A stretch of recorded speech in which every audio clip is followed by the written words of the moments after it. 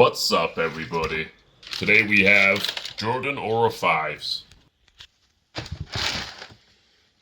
Let me get the light on. I purchased mine in size 18 US, because I'm a big man, very large. Shoes sometimes change shape when they get up to the real big sizes, but I'm pleased to say this one's maintained its shape. Very impressive. Not every manufacturer can do that. This looks like it would have a soft heel. This looks cushioned, but we will find out.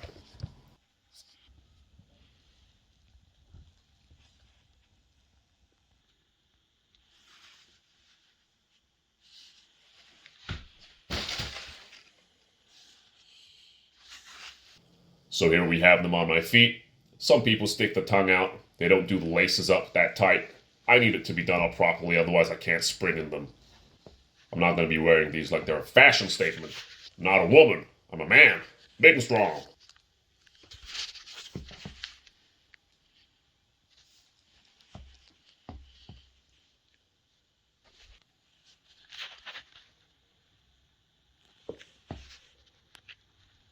Here we have them again when I'm wearing some track pants.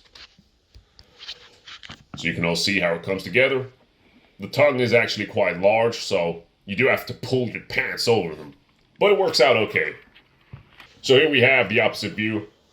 This is how they'll look like to other people. I'm quite impressed by the way it maintains its shape. It doesn't look like a very long shoe, but it is. Well, every shoe is long for me.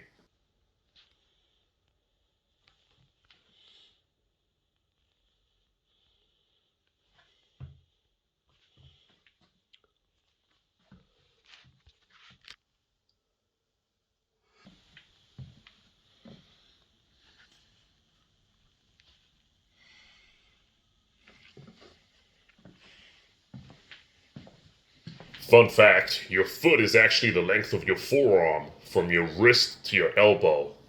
Try it yourself. You will be surprised.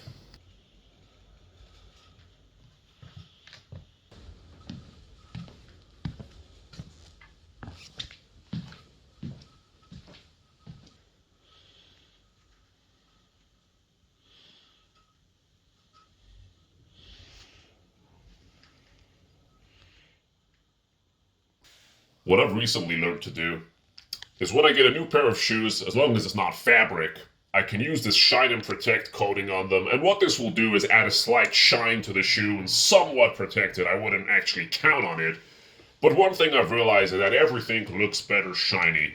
I'm not somebody that likes the look of matte shoes. It's just like a video game. It looks better with RTX. It's more shiny. More reflections. And it just helps to keep that new look, sparkles. So I've given these two coats, and now you can see what it looks like.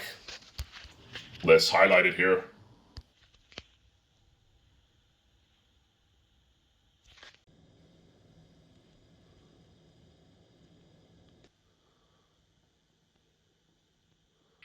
I've also used this on the black shoes, but not on the fabric, just at the front, where it's got some fake leather texture vinyl.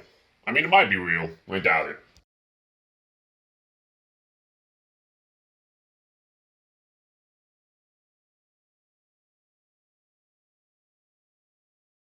Depending on what fabric your sneaker is made out of, it's going to depend on how long you can keep it looking fresh, looking new, and how quickly it will wear out.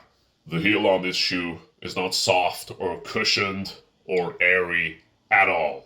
In fact, when you step and when you run, it feels exactly like the shoe above it. It feels like it's just solid. That air chamber at the bottom of the Jordan is purely for show. It's purely for looks, and you can't even see it that well because it's covered up. Compared with this Derek Rose sneaker from about 11 years ago, these two feel exactly the same. I wouldn't know the difference in the sole, despite how they look. So keep that in mind. The Jordan Aura 5 does not have the softest heel. I would say it has a firm heel in line with other sneakers that are thinner at the bottom. Comparing these to the Asics GT 2000, which are actually my favorite running shoes, the most comfortable running shoes, these are not even half as comfortable or half as soft as this worn out, old, tired looking shoe is. The Asics is supremely more comfortable, more stable. You can change direction quicker in it, better, faster, safer. And I've not been paid by them to say that. I'm just telling you as a 300-pound individual which one's better for me. One is going to age dramatically quicker than the other. There is no way to revitalize, repolish, and reshine fly knit fabric. You need some kind of fake vinyl or leather to reapply surface material to build it back up again. I actually have a brand new pair of Asics here. We can see even when they're new, they might look nice, the color might make them pop, but they don't have the shine or the premium feel just because of the fabric. That's what they're going to end up looking like after daily use. Now here we have next the Derek Rose.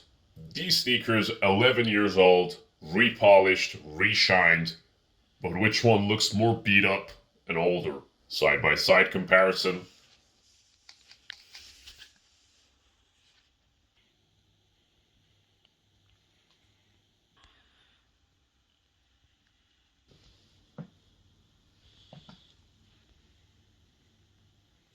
So here we have the Under Armour, again, versus another pair of Asics. These Asics actually haven't been used that much. I've only worn them for a couple of weeks. But they don't look shiny. The colors are a bit mismatched and dull. And it's very unfortunate because I cannot find a better performing shoe when it comes to comfort, speed, and impact padding than the Asics. Unfortunate, I want to have more shoes that perform as good, but I don't.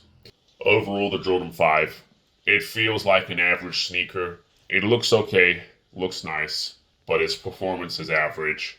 If you're looking to get serious about your speed, agility, impact cushioning, and overall comfort, you're going to be better off looking into a pair of running shoes. Asics would be my recommendation. It's a shame they don't look the best. If you're looking for a firm shoe or an average shoe that is durable, that is able to be repolished, revitalized, maintained, more sturdy, then these would be a good investment for you. Even if you get a hole in the vinyl, in the leather, it's repairable to make it look like brand new again.